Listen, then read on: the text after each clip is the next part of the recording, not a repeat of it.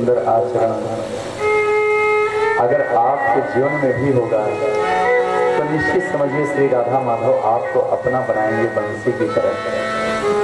सुखदेव स्वामी सुनाते हैं, शरद ऋतु के बाद अब हेमंत ऋतु आई, प्रकृति में कोमलता मधुरता का संचार हुआ। गोपियों ने श्री कृष्ण को पति रूप में पाने के लिए कात्यायनी माता का व्रत किया है। भोर में ही यमुना में स्नान करने जाती है, हाथ से माँ की बालू की प्रतिमा बनाती हैं, उसकी पूजा करती और विसर्जन करती हैं। हे माँ कात्यायनी महायोगिन्यधीश्वरी नंद गोपसुतम देवी पतिं मे कुरुते नमः। हे माँ, कृष्ण हमारे अपने बने, लाल जी हमें पति रूप में प्राप्त हों, ऐसी मैया से याचना करती है, प्रार्थना करती है। और कहते हैं एक दिन गोपियों की साधना को सफल बनाने के लिए हमारे कृष्ण सखाओं के साथ जमुना तट पर आए हैं। गतस्तत्कर्म सिद्धये, उनके मनोरथ को सिद्ध करने के लिए ठाकुर जी यमुना तट पर आए हैं। चीर हरण लीला की है। गोपियों की सामान्य सी बात है, आप सबने कथाओं में बहुत बार सुना होगा। गोपियों के चीर छुड़ाते हैं, कदम के वृक्ष पर लेकर चढ़ गए, गोपियों ने मांगा, कहते हैं ऐसा है अपना सर्वस्व मेरे चरणों में निवेदित करके मन को निर्मल बना के समर्पित भाव से आओ और अपने अपने वस्त्र ले जाओ। इस लीला का संतों ने बहुत सुंदर चिंतन किया। ये चीर क्या है? कहते हैं ये चीर है माया का पर्दा, यही चीर आवरण है जो जीव और ब्रह्म के बीच में, भक्त और भगवान के बीच में रहता है।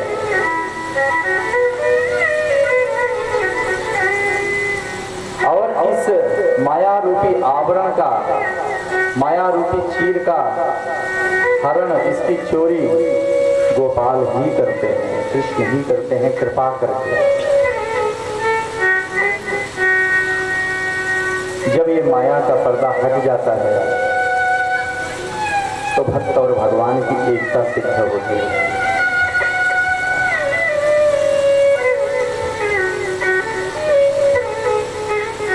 कहते हैं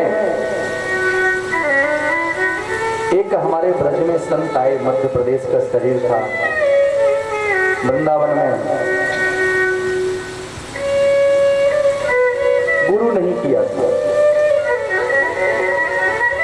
लोगों से सुना गुरु कर्ण जब तक हम नहीं करेंगे तब तक हमें हमारे द्वारा किए गए पुण्यों का, सत्कर्मों का ठीक ठीक प्रकार से फल हमको प्राप्त नहीं होगा। खोजते हैं कहाँ मिले, कौन मिले, मिले कोई ऐसा संत फकीर पहुंचावे जो भव दरिया के तीर, जो तटस्थ जीव को पार कर दे, ऐसा कोई संत, ऐसा कोई गुरु। कहते हैं बाबा रात रात भर तड़पते हैं, रोते हैं। एक दिन विरह बढ़ा है, ऐसा लगता है प्राण निकल जाएंगे। बिहारी जी से याचना करते हैं, अब जिया नहीं जाता, अब रहा नहीं जाता, अब तो कोई रास्ता दिखाने वाला हमको मिला हो। हमारे बाकी बिहारी बहुत करुणाशील है। कहते हैं उसी समय, रात्रि का समय है, अर्धरात्रि का समय है, कक्ष बंद है और उसी कक्ष में एक दिव्य संत एक प्रकाश पुंज लेकर प्रकट हुए हैं। कहते हैं गुरु चाहता है, ले मैं आ गया। और उन संत के मुंह से सुना है, जिन संतों ने, उनके मुंह से मैंने ये घटना सुनी। 7 दिन तक लगातार उन संत के कक्ष में रहे। निरंतर भूख प्यास सारे नित्य कर्म सब भूल गए महात्मा। और अंत में कहते हैं 7वें दिन साक्षात बांके बिहारी को, साक्षात लाल जी को उन संत के हाथों में उनका हाथ पकड़ा दिया। कहा बोले लो अपने बिहारी जी को संभालो। और एक वस्त्र दक्षिणा के रूप में, गुरु दक्षिणा के रूप में एक उन संत का एक वस्त्र जो है वो लेकर गए, चीर लेकर गए। कहते हैं यही है चीर हरण लीला। जब एक संत, एक समर्थ संत किसी जीव की माया का हरण करके साक्षात उनको बांके बिहारी से मिला सकते हैं, तो जब भगवान चाहे किसी को अपनाना तो उसकी माया रूपी चीर को हरित करके शीघ्र उसे अपने चरण कमलों में स्थान दे, इसमें कौन से आश्चर्य की बात है? कौन से आश्चर्य? ईश्वर रूपी कृष्ण जीव रूपी गोपी का अविद्या रूपी वस्त्र हरण करते। अच्छा जरा चिंतन करें, गोपियां मांगती हैं कृष्ण हमारे वस्त्र दे दो।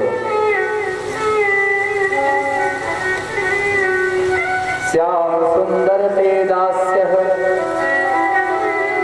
करवाम तवोदितम् देहि वाशांसि धर्मज्ञ नो चेद राज्यो ब्रुवामहे। श्याम सुंदर ते दास्यः, हे श्याम सुंदर हम आपकी दासी हैं, जैसा कहोगे वैसा करेंगे, कृपा करके हमारे वस्त्र हमको वापस कर दो। भगवान कहते हैं भवत्यो यदि मे दास्यो मयोक्तम वा करिष्यथ। कहते अगर मेरी दासी हो तो जैसा मैं कह रहा हूं ना वैसा करो। यमुना जल से निकलो, हाथ ऊपर करके प्रणाम मुद्रा में मेरे सन्मुख आओ। ये वस्त्र पंक्तिबद्ध करके रखे हैं, अपने अपने वस्त्र ले जाओ। इस लीला पर बड़ा चिंतन किया गया, बड़ा प्रश्नचिन्ह लगता है। कृष्ण तीनों लोगों का ठाकुर, पर ब्रह्म, परात्पर, सच्चिदानंद घन, गोपियों की चीर चुराता है। जरा इस पर चिंतन करें। वैष्णव चिंतन बहुत सुंदर प्रकट हुआ है। संत कहते हैं कन्हैया पूर्ण ब्रह्म है, साक्षात भगवान है, सर्व समर्थ है। बाबा ने लिखा है समर्थ को नहीं दोष गोसाई। सामर्थ्यवान कुछ भी करे महाराज, इसमें दोष नहीं होता है। फिर भगवान आपका काम है, उन्हें किसी वस्तु की अपेक्षा नहीं है। एक लीला करने के लिए, क्रीड़ा करने के लिए भक्त का वस्त्र चुराते और वापस कर देते। कुछ लोग कहते हैं कृष्ण ब्रह्म नहीं थे, महापुरुष थे। चलिए महापुरुष मान लेते हैं। तो जिस समय कृष्ण ने वस्त्र चुराया गोपियों के, उनकी आयु थी 6 वर्ष। अब आप बताओ, 6 वर्ष का बालक तो हमारे ब्रज में नंगे टहलता, हमारा वस्त्र भी नहीं धारण करता। तो 6 साल के बच्चे ने किसी मैया का वस्त्र उठा लिया, पेड़ पे लेकर चढ़ गया, मैया ने मांगा दे दिया। इसमें कौन सा अपराध है? इसमें कौन सी बड़ी बात है, चिंतन की बात? यदि कृष्ण को साधारण जीव माने तो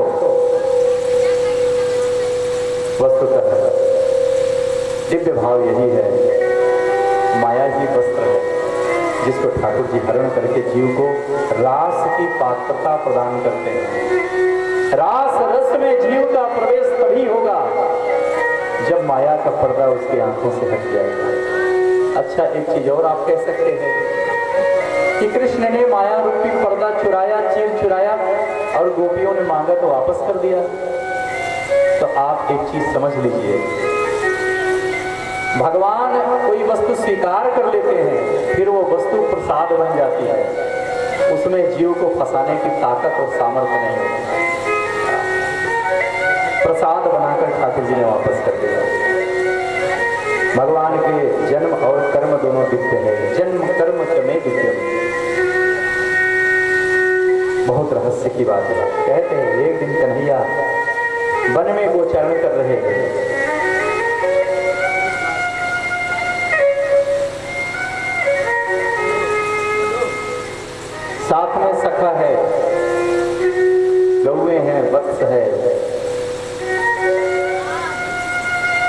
ब्राह्मण यज्ञ कर रहे वन में। भगवान ने कहा जाकर प्रसाद मांग के ले जाओ। कुछ सखा गए, निवेदन किया हमारे सखा कृष्ण आए हैं, बलराम आए हैं, कृपा करके उनको भोजन करने के लिए व्यवस्था करिए, उनको प्रसाद दीजिए। ब्राह्मणों ने मना कर दिया, कहते देखते नहीं हो देवताओं के लिए व्यवस्था हुई है, हम यज्ञ कर रहे हैं। साक्षात ठाकुर जी द्वार पर आए हैं, तिरस्कार करके बच्चों को भगा देते हैं। यज्ञ पत्नियों ने सुना कृष्ण आए हैं, उन्होंने सुन रखा है कहीं कृष्ण की उदारता के बारे में, कृष्ण की करुणा के बारे में, कृष्ण की माधुरी के बारे में, कृष्ण की रूप माधुरी, कृष्ण की ऐश्वर्य माधुरी, कृष्ण की लीला माधुरी, कृष्ण की वेणु माधुरी, कृष्ण की कृपा माधुरी। यज्ञ पत्नियां सुंदर भोजनों की थाल, भोजन की सुंदर थाल 56 व्यंजन तैयार करके सजा कर कृष्ण को भोजन कराने के लिए चली। ब्राह्मणों ने कहा आप जा रही हो ना, लौट के आना मत। कहती जो भी हो, अब हम तो कृष्ण के हो चुके हैं और कृष्ण हमारे हो चुके हैं। देखन दे वृंदावन चंदा, हा हा हा कंठमा विनती, कुल अभिमान छाड़ मत मंदा। देखन दे वृंदावन चंदा। भगवान को प्यार से प्रसाद पवाया है, भगवान की कृपा मिली है।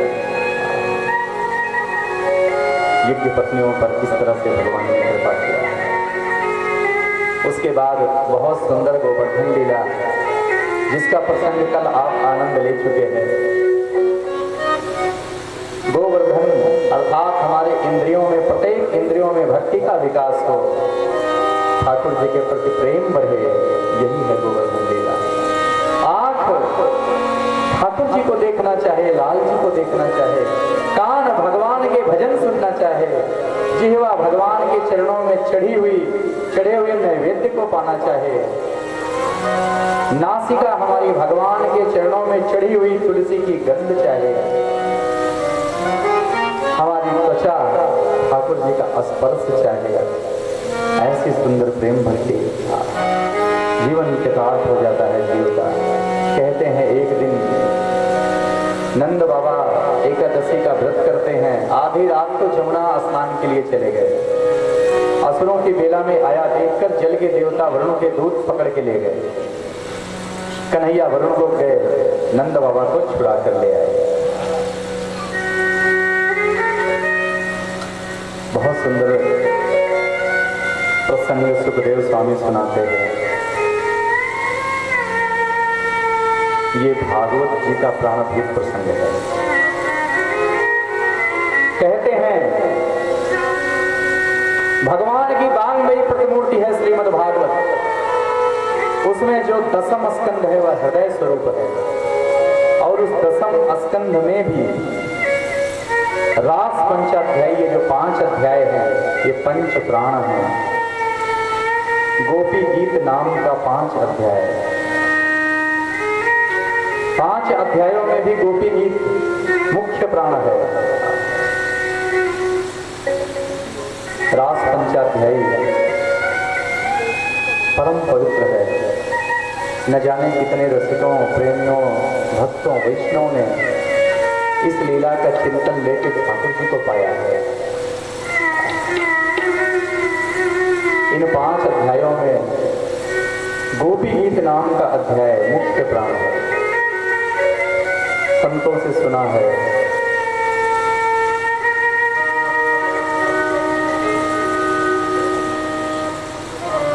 उड़ीसा में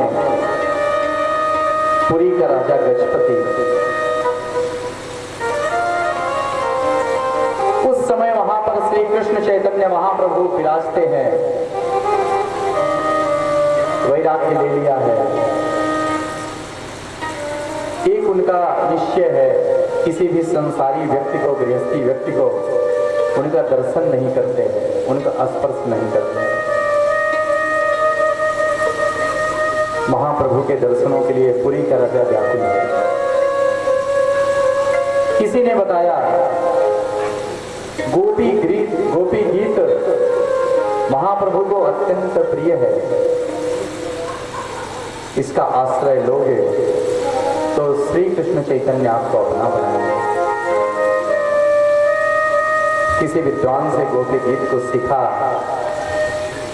और महाप्रभु के पार्श्व से संकीर्तन करते हुए, गोपी गीत का पाठ करते हुए जो गजपति निकले हैं, प्रेम से भरकर हरि बोल हरि बोल हरि बोल करते हुए श्री कृष्ण चैतन्य ने गजपति को अपने हृदय से लगा लिया।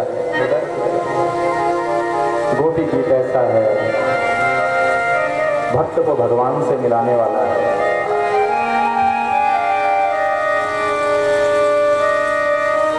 रास प्रसंग सुनने से पहले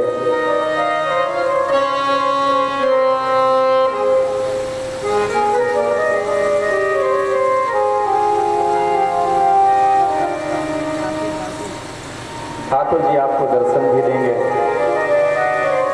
रास प्रसंग का दिव्य झांकी के माध्यम से भी आप आनंद लेंगे।